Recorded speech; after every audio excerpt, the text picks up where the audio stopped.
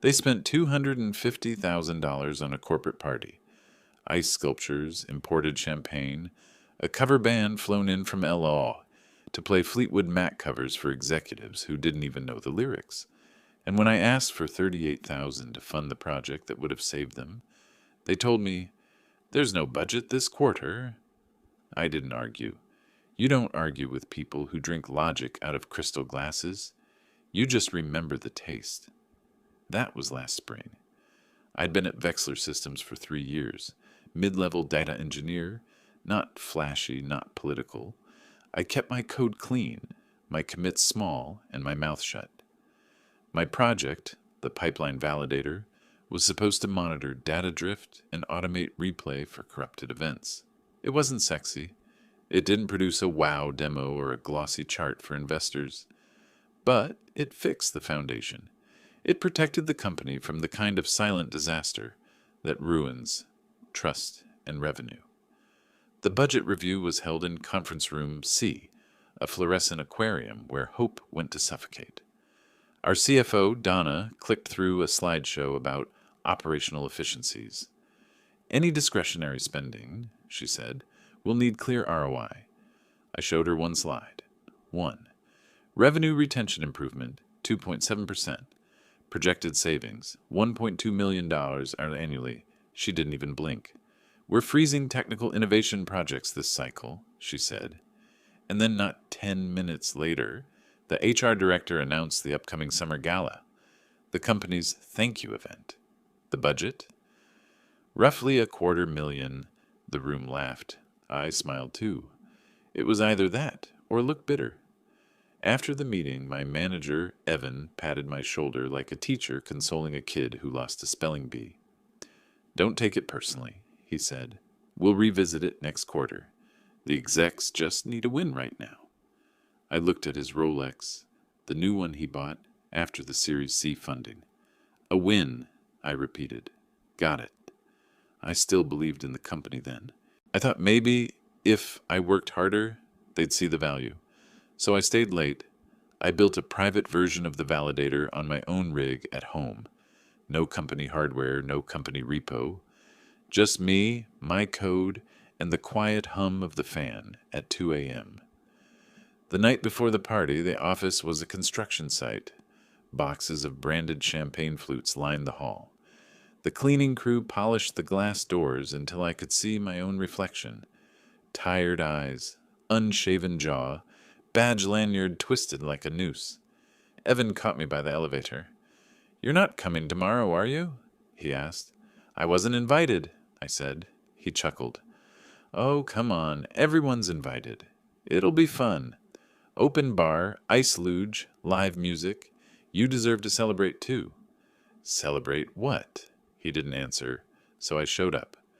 I stood at the edge of the ballroom, holding a plastic flute of Prosecco, watching the CEO give a speech about innovation and resilience. I couldn't hear half of it over the bass line. Confetti cannons went off during his toast. People cheered. The CTO danced. The CFO spun her champagne glass in the air like she'd just solved poverty. Across the room, one of the interns I'd mentored smiled awkwardly at me. "You look like you'd rather be debugging something," she said. I laughed. "I probably am." She didn't know it, but in my pocket, my phone was running the validator prototype on anonymized logs. The results were clear. 3% of event data, silently failing nightly, costing real money. My system caught it. Their system ignored it. Around midnight, Evans stumbled over with his tie hanging like a noose. "Still thinking about that project, huh?" he slurred. I smiled. "Always." "Man, you gotta relax. This is a family." "Families don't make you beg for food," I said quietly. He blinked. "What?" "Nothing," I said. "Enjoy the party." The next morning, I walked into the office. The floor still smelled like champagne. Someone had left a gold balloon deflating in the corner, half stuck to the ceiling. In my inbox, a system notification, JIRA ticket number 541, pipeline validator, status deferred. Q4 review. I stared at it for a long time. Deferred meant buried. Deferred meant never. I closed the laptop. The hum of the air conditioning filled the silence. In the window's reflection, I saw the glittering residue of the party lights, still faintly clinging to the glass. For them, it was just another morning after a win. For me, it was the moment I realized something permanent. They didn't care about building anything that lasted. They cared about looking successful. And in a company like that, truth has no budget. That night, I went home, opened my laptop, and renamed the folder. Project Rebirth. Private. They could keep their champagne. I was going to build something they couldn't ignore. 3 weeks after the party, the confetti was gone, but the smell of rot stayed. Not literal rot, something else. Something that came from long hours and long silences, from forced smiles and fake Slack emojis. The company called it post-celebration fatigue. I called it what it was, the hangover of arrogance. They started cost optimizations right after the party. One by one, small teams got merged. Side projects vanished from Jira. My project folder on the shared drive disappeared. Just gone. When I asked, the response came from Evan, short and sterile. We're cleaning up clutter. Nothing personal. Nothing personal. That phrase had become his favorite way to dehumanize everything. He assigned me to a new task, rebuilding dashboards for the marketing department. Pretty graphs for people who didn't understand what the data meant. High visibility, he said, like it was a promotion. It wasn't. It was exile. The company had stopped caring about real systems. They wanted stories, metrics that sounded good at investor meetings. Meanwhile, the product bled quietly. Every night, data packets failed midstream, event logs broke their order, and the pipeline stuttered like a heartbeat with arrhythmia. I knew it. I could see it in the latency reports no one else bothered to read. One Thursday evening, after the office emptied, I ran my personal validator on anonymized exports. The console lit up in red. Failures detected. 7,982 events. Estir revenue impact, 29,000 month. My stomach dropped. I wasn't guessing anymore. I had proof. Next morning, I printed a 2-page summary. Simple, visual, impossible to ignore, and walked into Evan's office. He was typing an email with the focus of a man pretending to be busy. I found something you should see, I said.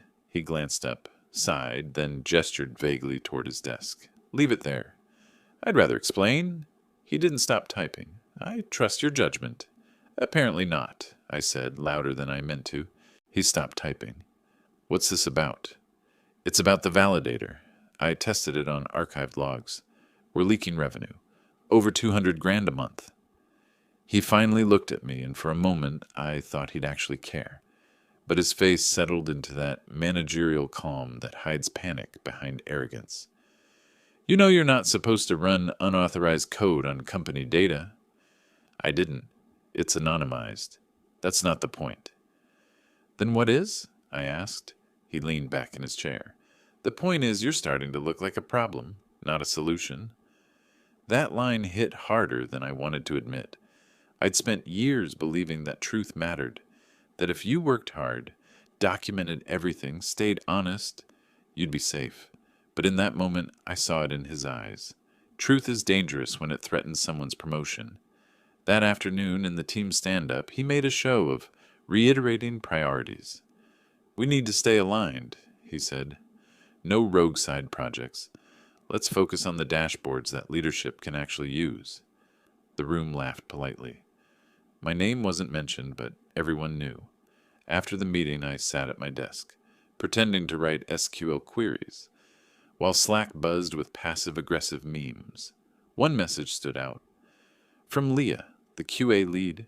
I saw what you tried to show them. You're not wrong. Just careful who you trust. That night, I couldn't sleep. My laptop screen glowed in the dark, the validator logs scrolling endlessly. Each red line was another missed dollar, another blind spot they refused to see. I poured a cup of cold coffee and whispered to no one. They'll see soon enough. 2 weeks later, the layoffs hit. 20 people gone in one morning. Restructuring, HR called it. They even gave us branded cupcakes after the announcement. Evan survived. Of course he did. He'd mastered the art of looking useful. I survived too, barely. My title changed to Data Optimization Specialist. Corporate code for clean up everyone else's mess.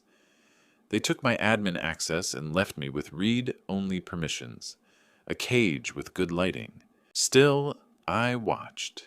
I tracked the drift manually, every failure logged in my private notebook, and that's when I saw it. A new pattern, a connector from a third-party vendor, had changed its field mapping without notice. It was subtle. One column name swapped, in a schema no one checked. But it meant thousands of transactions were being misattributed, maybe lost. I flagged it in a report and sent it straight to Evan. He ignored it. 3 days later, I brought it up again, this time in front of the whole engineering team. Something's off in the event stream, I said. We need to halt the pipeline and revalidate the mappings. Evan smiled the way people smile before throwing someone under a bus. I appreciate your enthusiasm, he said, but let's not derail the sprint. We've already tested it. We haven't, I said. You cut validation to save runtime. He laughed lightly. Let's keep this positive, yeah? Silence. No one spoke. Not the interns, not the seniors, not the director on Zoom, just the faint hum of the HVAC. Then Evan added, sometimes passion needs to be balanced with teamwork. That was the moment he turned me into a cautionary tale. I sat down, pulse hammering, jaw locked. He'd humiliated me cleanly, publicly, the kind of humiliation that doesn't scream. It just cuts the air out of your lungs. I stayed silent for the rest of the meeting. When it ended, I packed my bag, walked to the parking lot, and sat in my car for 10 minutes. Engine off, hands gripping the steering wheel. On my phone, I opened the validator logs again. The same red errors pulsed on the screen. I knew what was coming. I could feel it in the numbers, in the way data shifted just before something broke. They'd laughed at me, but soon they wouldn't be laughing at all. It happened on a Tuesday. Crises always do. Midweek, mid-morning, when everyone's just caffeinated enough to panic efficiently. I was halfway through a useless ticket about color alignment in analytics dashboards when the first alert hit Slack. Prod incident, API sync failure, revenue attribution queue, then another, then 50. By the time I stood up, half the office was already frozen, screens filled with red banners and unread notifications. Someone muttered, "Is this real?" It was. The company's biggest client, Gravitas Financial, the one responsible for 40% of our quarterly revenue, had reported a critical discrepancy in their usage reports. Their finance department couldn't reconcile billed transactions with their internal records. The difference? Millions. The email from their CFO was short and lethal. We are freezing all upcoming payments until data integrity is confirmed. Expect contact from our compliance auditors within 48 hours. Evan's face went white. The CTO joined the call within minutes, barking orders, creating emergency channels. Everyone scrambled, trying to look busy. Engineers ran queries without knowing what they were looking for. Analysts exported CSVs like buckets of water for a burning ship. I just watched.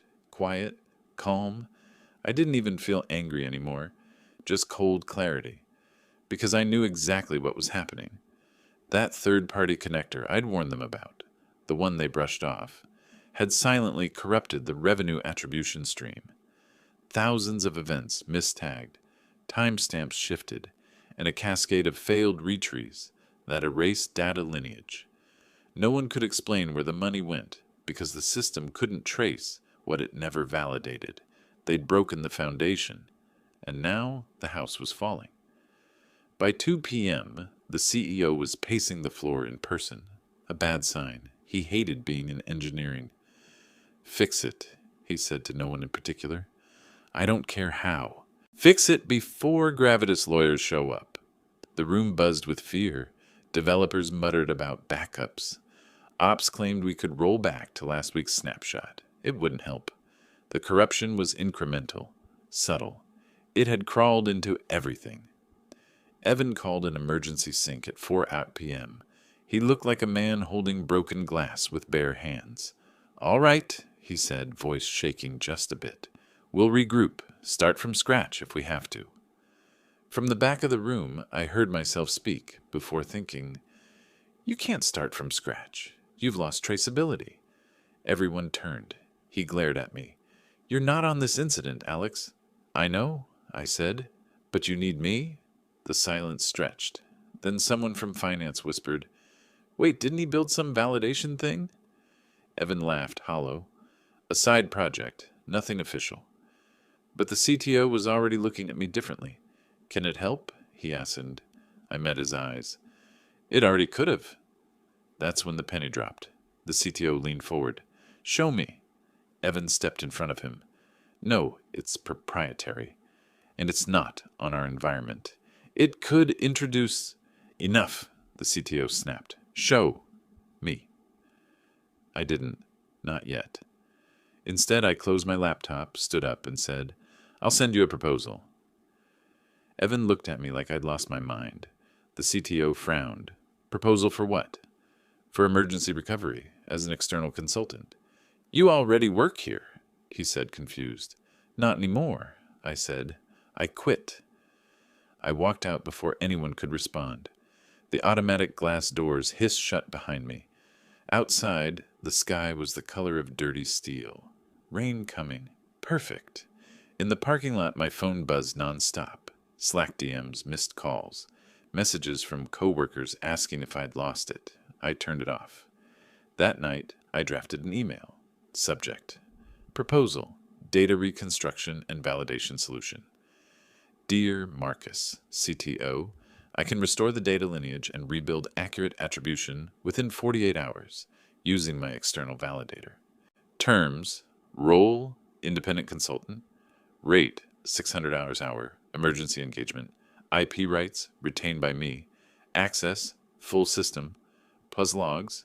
Deliverables, clean validated dataset, plus traceable audit trail for Gravitas contract, to be signed before access is granted. Best, Alex Rains. I sent it and went to bed. Slept better than I had in months. The next morning, my phone exploded at 7:12 a.m. Unknown number. "Alex, it's Marcus.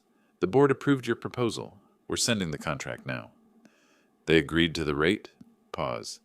"They agreed to everything." When I arrived, the office was a war zone. Coffee cups everywhere. Half the team hadn't gone home. The air reeked of panic and burnt nerves. I walked in wearing jeans and a plain black hoodie.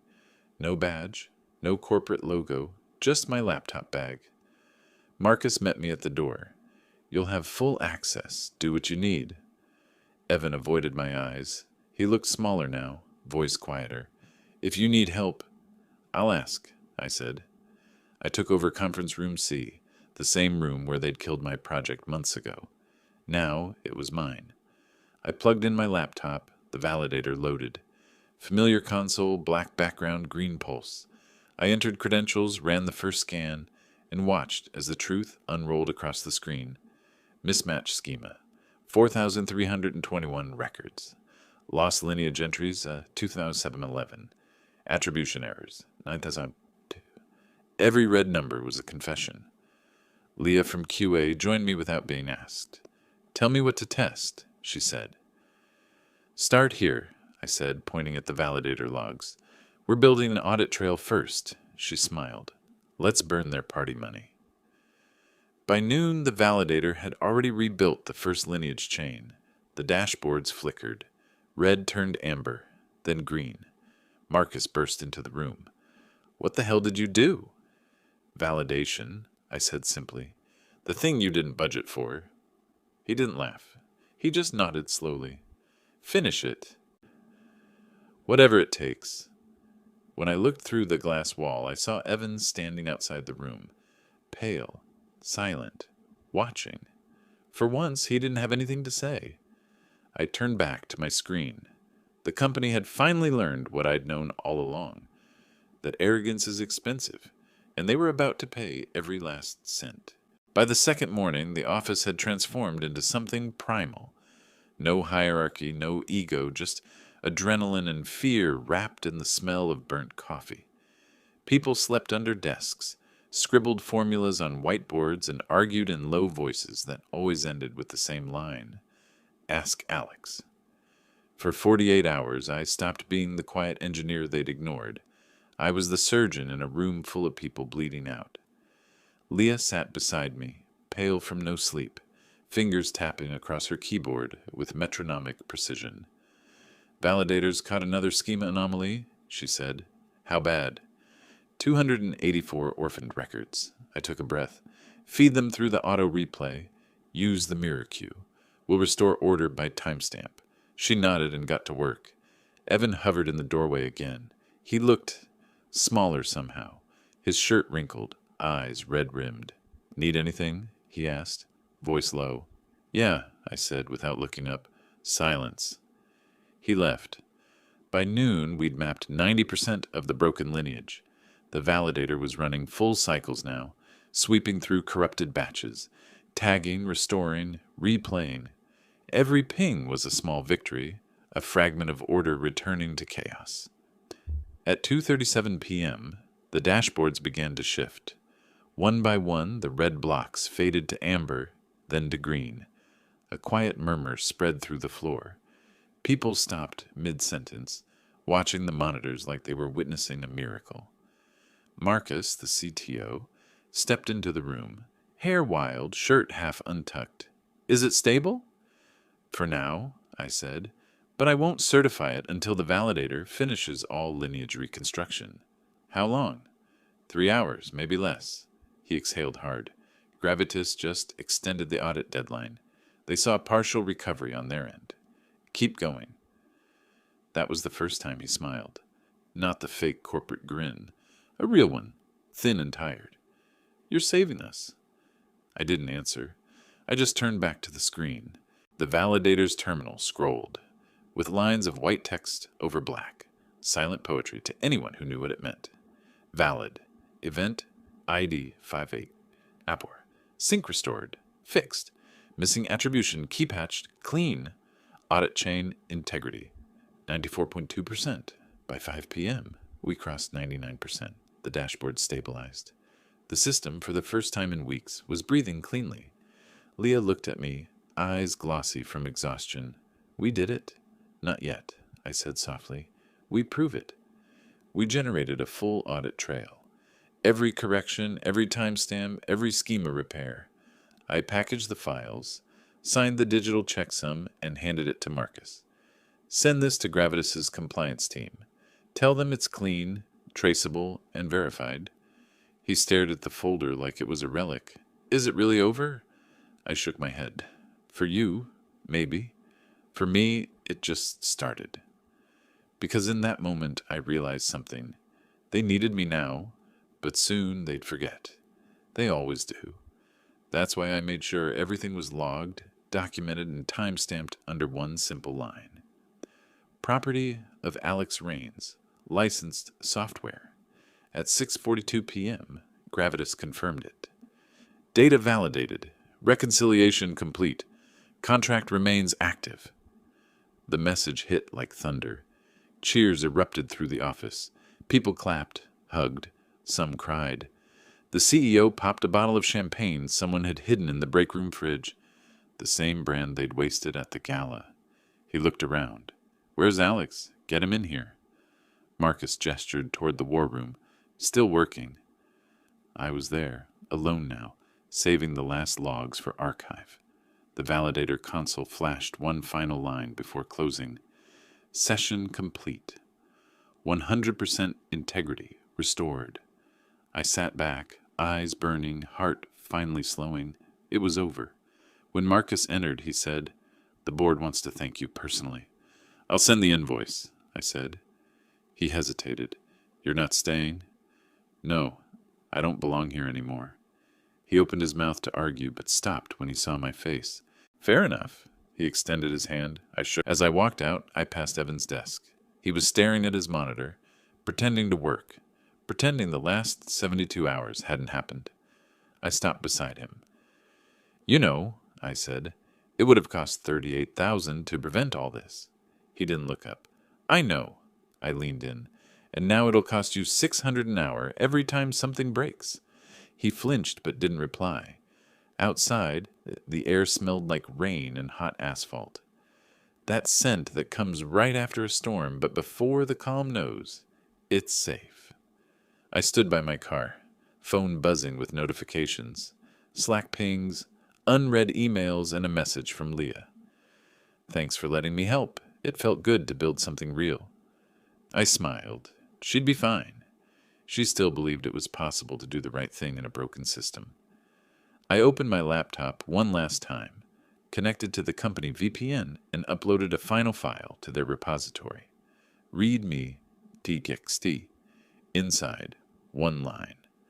Build things that last, or pay someone who will. Then I logged out. The company was saved. The data was clean. The deal was intact. And for the first time in years, I didn't feel small. 3 weeks later, they called it a restructuring. But everyone knew what it really was, a quiet purge. The board didn't like embarrassment, and losing a multi-million-dollar client because of negligence, only to be saved by the same employee they dismissed, was the kind of story investors remembered. Evan was the first to go. Officially, he resigned to pursue new opportunities.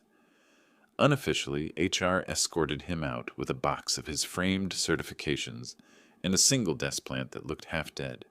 He didn't look at anyone as he left, not even me. He didn't have to. We both knew this was the bill coming due. Donna, the CFO, the one who denied my project funding while approving the $250,000 party, followed a week later. Word was the board discovered unauthorized discretionary spending. Someone leaked a line-item report showing her party invoices stacked against the emergency consultant contract. $250,000 for luxury ice sculptures, $182,400 to fix the damage they caused by cutting corners. Irony, neat and symmetrical. Marcus stayed. He had fought for me when it mattered. The board promoted him quietly to interim COO. When he called to tell me, I could hear genuine respect in his voice. You should have been here for the announcement, he said. I was done the moment you signed my invoice, I said. He laughed. Fair.